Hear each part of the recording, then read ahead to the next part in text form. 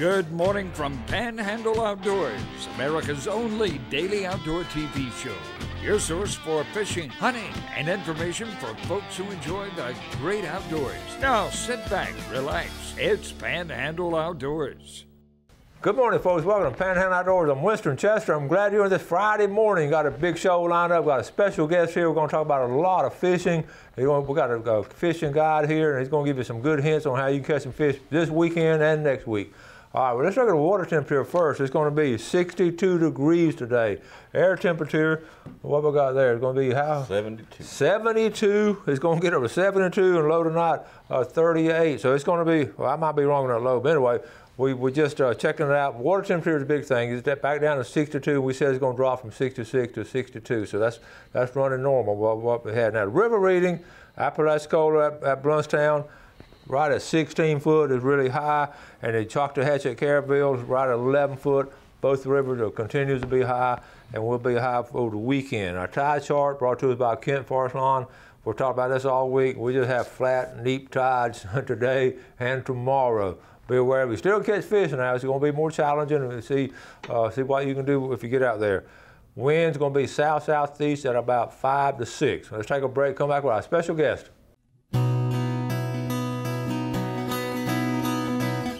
All right, welcome back, and welcome to our guest, Captain Randy Sinoda of C-Note. Good morning. Good morning, sir. It's glad to be here. Glad to have you. He's been on before. This man knows how to fish, and Air Force background originally. And yes, sir. Stationed at Eglin and Tyndall and all over. That's what brought me to this area, yes, sir. And I couldn't leave. I keep up with you, and you do Coastal Angler Magazine I do now? publish Coastal Angler Magazine. We got a copy of it right here. It's the first edition we've been able to publish since the storm, but we're back in print with the March edition, so look for your copy out there. They're in publication and in distribution. You pick them up out at any tackle store? Or any tackle shop, lots of convenience stores, restaurants, and it's a free magazine every month. Comes out. Fishing forecasts and tide charts all in there, everything you need to get your fishing on.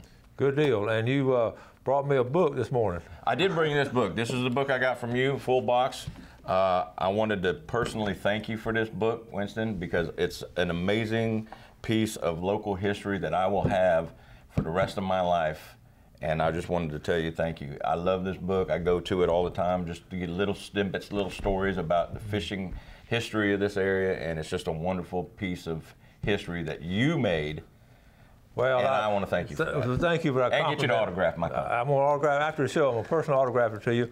And I didn't make the history. I wrote about it. Those guys, this was an amazing. We've talked about it before, but thank you for the compliment. Yes, I do appreciate that. I know I appreciate you appreciating it. So I love it. I know you do. So, all right, let's get on. Let's jump into from history to present day.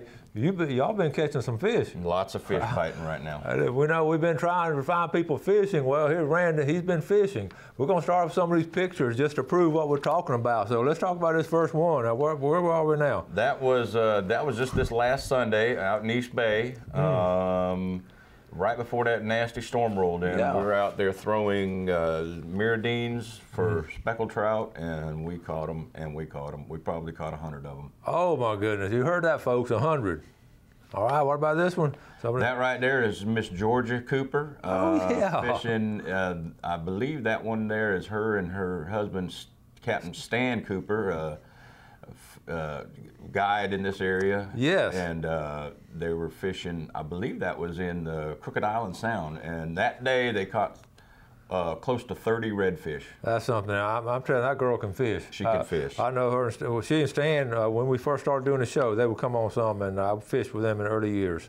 Okay. That right there is one of the many charters I've ran recently, fishing for the big bull reds that are really thick right now around our bridges and our pass, and they are big. Wow, that's a nice one. And there's lots of them. All right.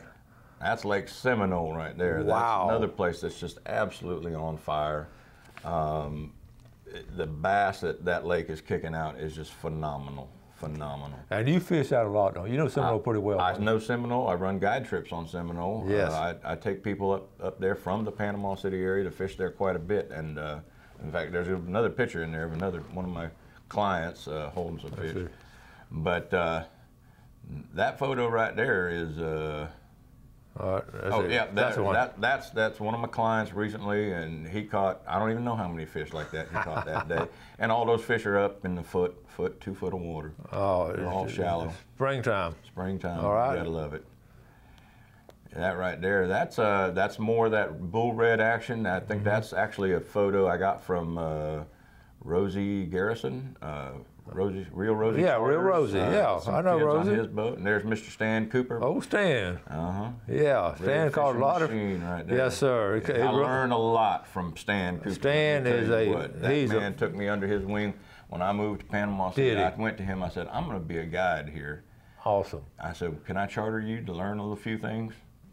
He said, "Come on." Is that right? He and I have been great friends ever since. I didn't know that. You learned from a fine fisherman? I learned from one of the best, no doubt. And his dad, he was a fine fisherman. Stan's dad was an amazing guy with fishing. Okay. That's my buddy Ken. He lives up in Georgia, and that's he and I were out there on Lake Seminole preparing for a tournament, and he was catching fish, and I was catching fish. And then come game day, we couldn't find no. Oh, that always happens. It always happens. Right. Okay. That's out in Destin way from the guys out at Ships Chandler with some cobia. I put that picture in there. That picture's from last year. That's not a recent one. But the reason I wanted to include that picture is because that's what's coming our way.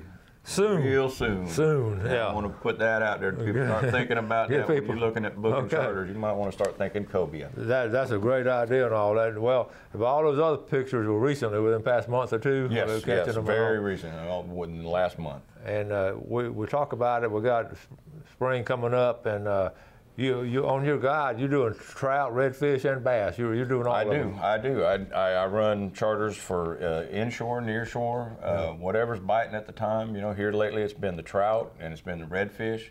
But I also run charters up on Lake Seminole and Deer Point. In fact, I got a charter in about 2 days on Deer Point. Fishing is great out there on Deer Point right now. With it being drawn down, it's low. The fish are really easy to find. And you had a good run the last couple of years at Lake Martin. I mean, Martin Lake over here. Martin Lake was a fantastic little fishery, but they killed the grass in that lake. And he lost the fish. And I can't hardly catch a fish out there. Isn't that something? That's something. We're going to take a break. We're going to come back. We're going to talk about the grass situation, and we're going to show you some of these lures they've been catching these fish off of. So we'll be right back.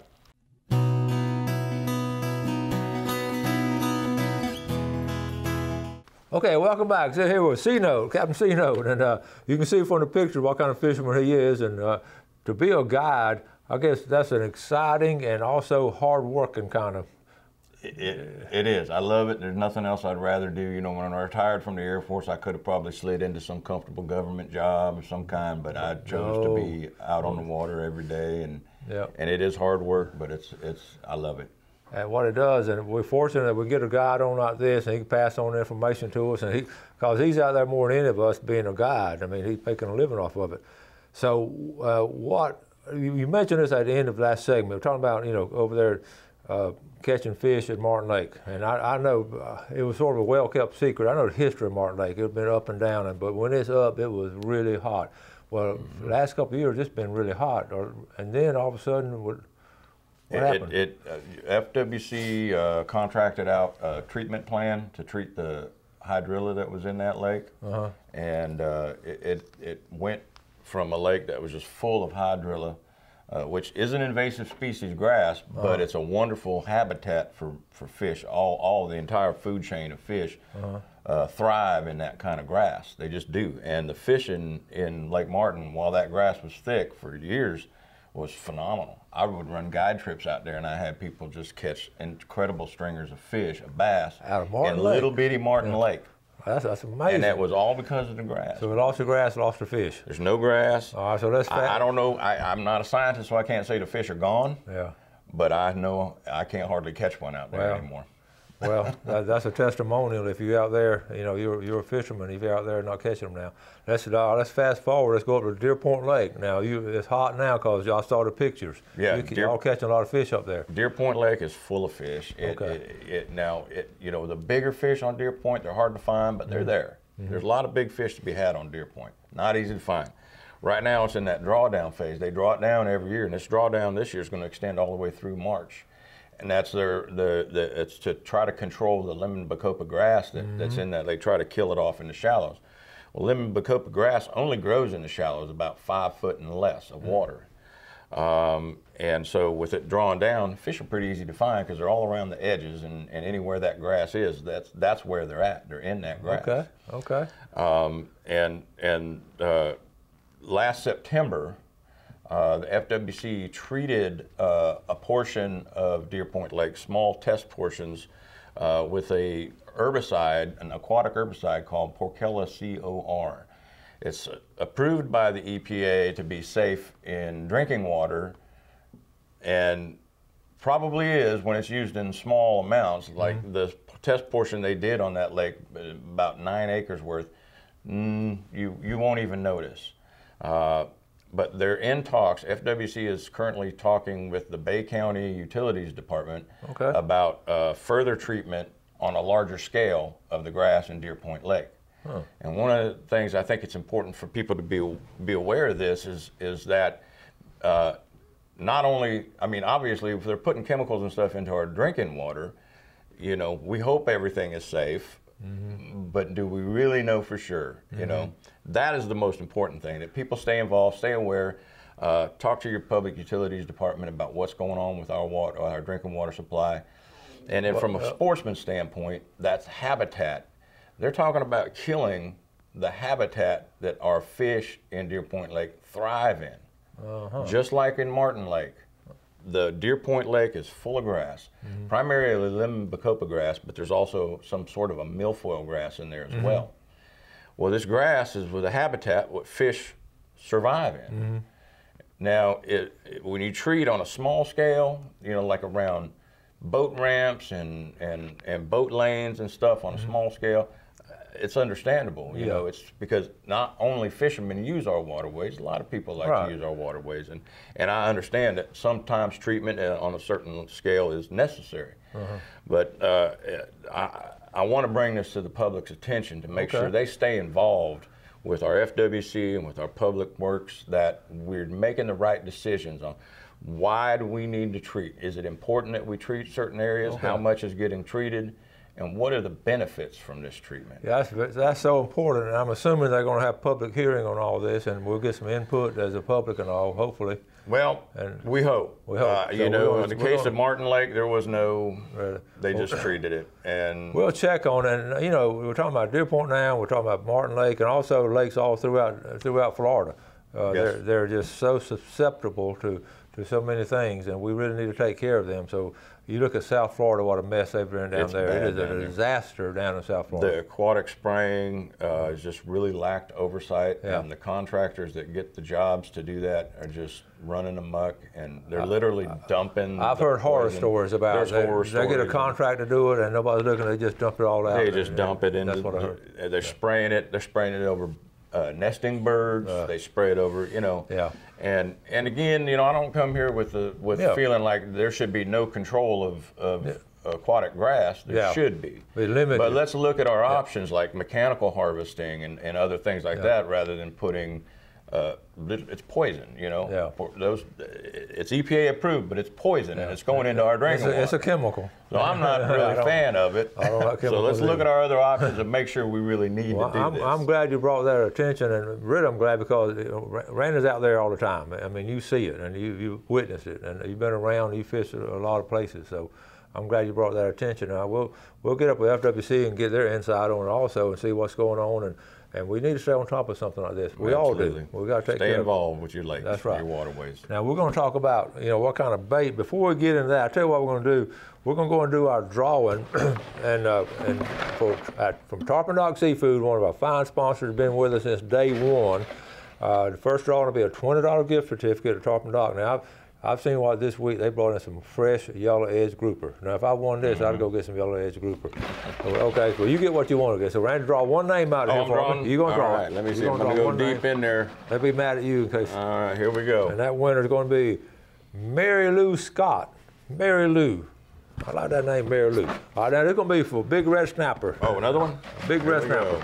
Going deep in there. And this was going to be all the way from T. Logie. David Crow Jr. Okay, David Crow Jr. from Telogia. You get a big red snapper, you can feed half the people up there in Telogia. All right. Let's go ahead. We're going to take an early break and come back. We've got a lot of fishing to talk about, so we'll take a break and we'll be right back.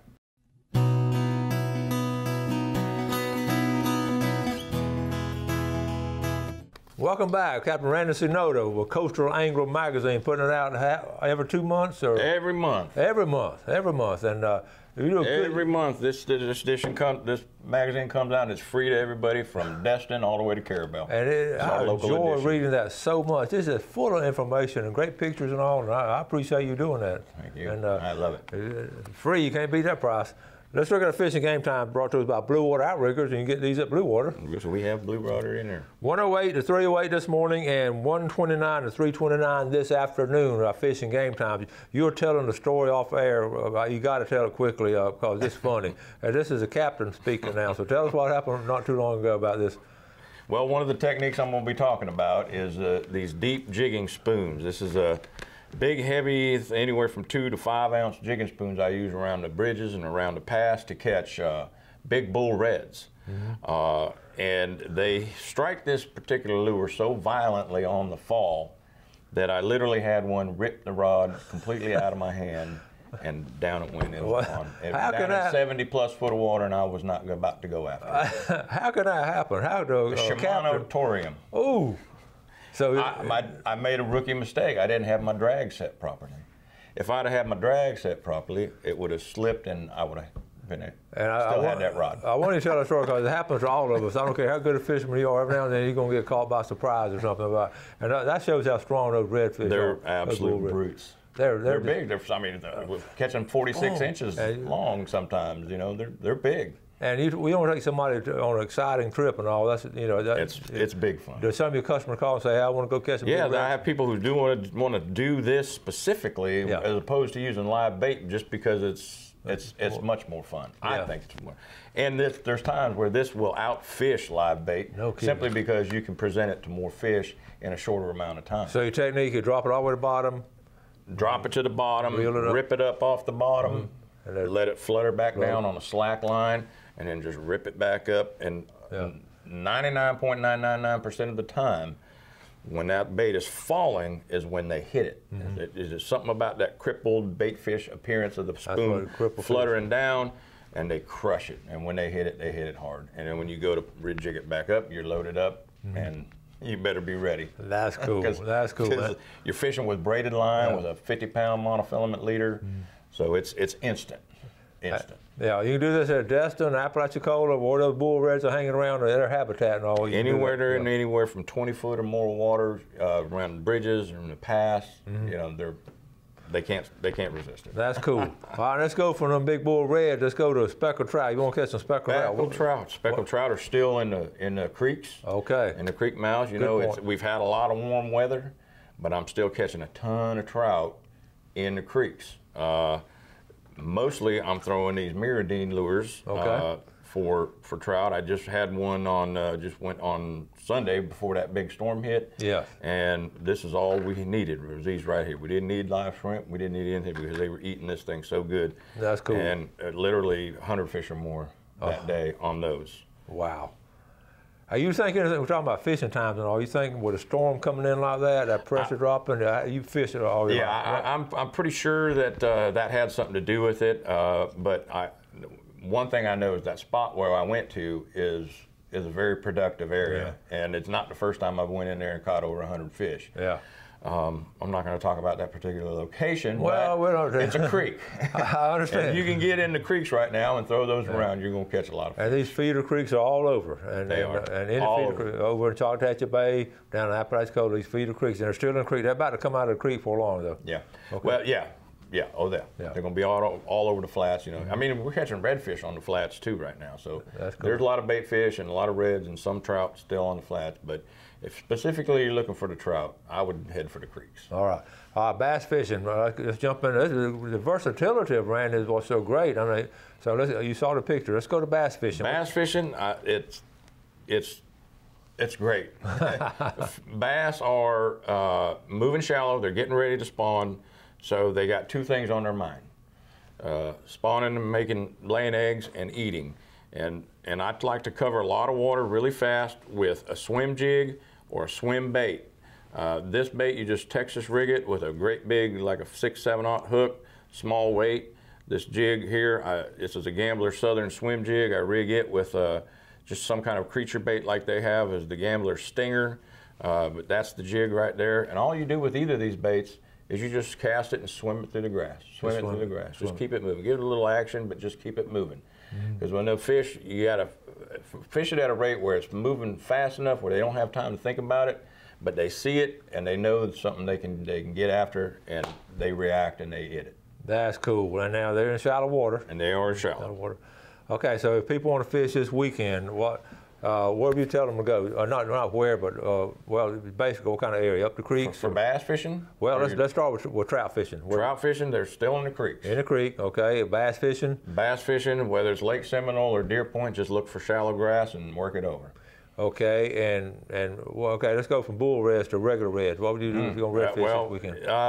Well, if I'm chasing slot size reds, I'm going to be on the flats, throwing a gold spoon, the same old thing, shrimp, gulp shrimp, the same old tactics, that tried and true stuff that gets them slot reds on the flats. They're already there. It's hard to beat a gold spoon, isn't it? It's hard. We've talked about that before. And if they want to book you, we'll put your number. How do they get a hold of you and all? Okay. It's in the. They can just. I'm in the magazine. I'm in the magazine. Okay, and we put a number on CNoteCharters.com. CNote Charters, okay. And all right, now real quick, what's your biggest challenge on putting together that magazine? Time. There's not enough time in a day. And I put together a magazine, and I get pictures, and I get stories, and I get reports and tide charts, and I'm putting it all together. And I'm always up against deadlines, and there's just not enough time in a day. There's too much fishing to talk about. That's sort of how I feel. The show it takes so much time to do it. And it cuts into my fishing time, believe it or not, which I'm not happy about, but it's what I do.